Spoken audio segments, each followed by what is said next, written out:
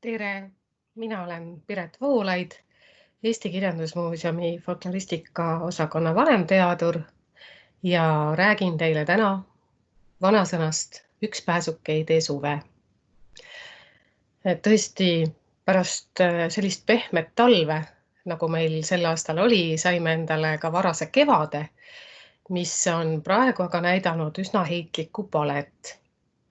Päikesepaiste võib kiiresti vahelduda lumesajuga, aga esimesed rändlinnud on siinmail juba tagasi ja linnuvaatlejate teatel on aprilli keskpaigale kohaselt siin märgatud juba ka pääsukest. Tõesti, külmapuhangute peale on ta küll lõunamaale tagasi kippunud, aga just selle pääsukese tulekust on inspireeritud ka tänane vanasõna "Üks pääsuke ei tee suve". Ja ilma kohta annab see rahvatarkus teada meile, et vara on veel rõõmustada, ilm on muutlik ja suvesoojust tuleb veel oodata. Küll aga on see rahvatarkusel, nagu vanasõnadel enamasti ikka, piltlik tähendus. Mingi nähtuse üksikud esimesed märgid ei taga veel, et see nähtus ka ise ilmub. Ehk siis teisisõnu, üks edusamm ei tähenda veel kogu ettevõtmise õnnestumist. Üldjuhul ei saa me konkreetse vanasõna vanust väga täpselt öelda, kuid selle mõtteavalduse juured ulatuvad antiikaega, 4. sajandisse enne Kristust. Enamik vanasõnahuvilisi teab ilmselt une pealt, et tegemist on Vana-Kreeka filosoofi ja mõtleja Aristotelese tähelepanekuga, mis esineb tema Nikomachose eetikas. Kohtame seda tõetõra siis lõigus, kus on juttu inimese õnnest ja Anne Lille tõlke järgi kõlab see lõik siis nii. Inimese hüveks saab olla hingevõime tegutseda lähtuvalt loomutäiusest, kui aga on rohkem loomutäiusi, siis lähtuvalt kõige paremast ja täiuslikumast ning lisaks ka kogu elu jooksul üks pääsuke. Ega ka mitte üks päev ei too veel kevadet, samuti ei tähenda üks päev ega lühike aeg õndsust ega õnne.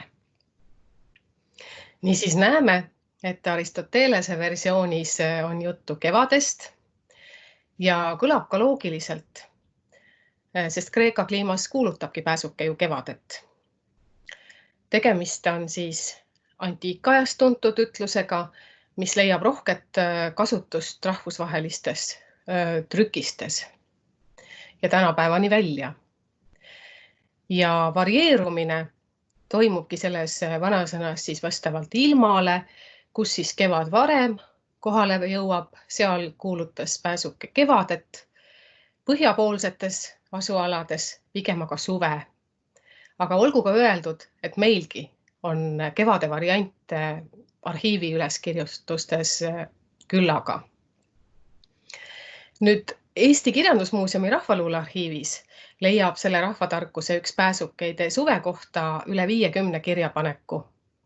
Ja 4-köitelises suurväljaandes Eesti vanasõnad, siin minu käest on, kannab see ütlus tüübinumbrit 9356 ja leheküljel 770 selles akadeemilise väljaande Eesti vanasõnad teises köites on see vanasõna siis kõigi oma variantidega kenasti ära toodud.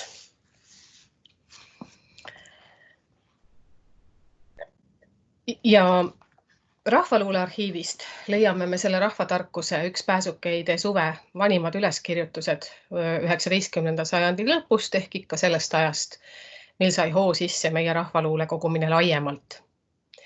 Eestikeelses trükisõnas leidub see vanasõna Üks pääsuke ei tee suve varasemates baltisaksa pastorite sõnaraamatutes ja grammatikates juba 18. sajandi algupoolel. Ühe esimestest leiame näiteks Otepää pastori Johann Christoph Klaare sõnaraamatu käsikirjas 1730. aastal, kus see siis on kohalikule kõnepruugile omaselt sõnastuses ei üts pääsukene tee suve. Ja juba 2 aastat hiljem, 1732. aastal on siis pastor Anton Torrelle koostatud grammatikas ja sõnastikus lühike sissejuhatus eesti keelde. Seesama vanasõna sõnastuses ei üks pääsuke tee suid. Kui nüüd rääkida selle vanasõna eestikeelsetest variantidest või erinevatest sõnastusvormidest, siis on pääsukese paralleelvorm varasemates tekstides pääslane. Pääsukese kõrval on levinud ka näiteks üks kuldnokk ei too veel kevadet ega pääsuke suve, aga ka sellised pikemad variandid, näiteks üks pääsuke ei too veel sooja ega 9 luike talvet. Ja võib-olla väärivad mainimist ka 3 Setumaalt kogutud teksti, näiteks üts kurg tuoi keväjät või kats lõokest tuoi kevädet, aga ka ega kärblane ei too suve.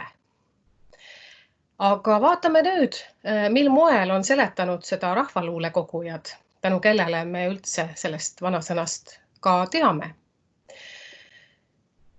Üks varasemaid kindlasti on 1876. aastal kooliõpetaja ajaloo populariseerija Jaan Jungi seletus ühe jõud ei ole hulga jõud.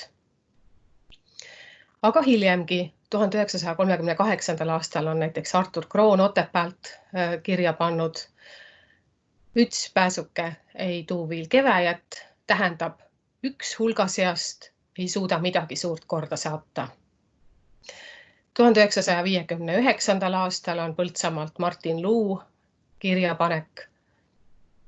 Esimene pääsuke ei too veel suve, on mingisugust katsetust tehtud, aga seda veel kuigi palju järele pole proovitud, ei tohi veel heaks kiita. Ent arhiivitekstide hulgas leidub ka põnevaid kirjeldusi. Näiteks 1965. aastal on Kullamaalt selline kirjapanek. Ei maksa loota, et mingi esmakordne nähe jääks püsivaks. Elli onupoeg oli esmakordselt siin. Pidul ta tantsis alati minuga. Ma vist meeldisin talle. Ei tea, mis ta minust mõtles. Ära hellita lootusi. Esimene pääsuke ei too kevadet. Või Ida Aavekukk on Hanilast 1969. aastal kirjeldanud siis sellist olukorda. Kui mõni joomamees joomise maha jätab, ei tähenda, et kõik mehed karskeks saavad. Üks pääsuke ei too suve.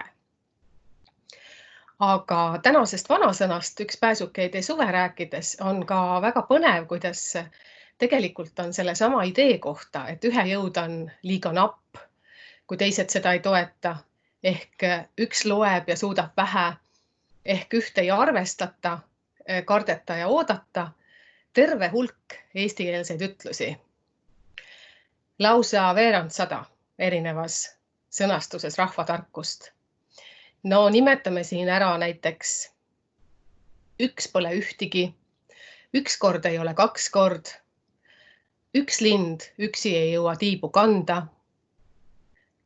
üks täi ei jõua merd rasvaseks teha, iga sitika lendamise pärast ei lähe veel päike looja, põldu ei künta ühe härjaga või kes sest võib hoolida, kui hunt ühe lamba ära viib või ega sellepärast laat pidamata jää, et üks mustlane puudub või ega viimast meest sõtta ei oodata või enam lauku sõjas kui üks lauk, see lauk siis muidugi on hobune või siis sellised tekstid 7 ei oota ühte, kui kaua üks koer haugub, ega üks tukk kaua suitse või üksik süsi kustub ikka ära või kes üksi jookseb, peab üksi kukkuma. Niisiis on vanasõnalises maailmapildis hinnatud ikka pigem kollektiivne tegevus ja tugevus. Suuri üldistusi ei maksa ühe või üksiku põhjal kindlasti teha, kuid ei maksa seda üht ega päris märkamata jätta ja ühe jõudu alahinnata.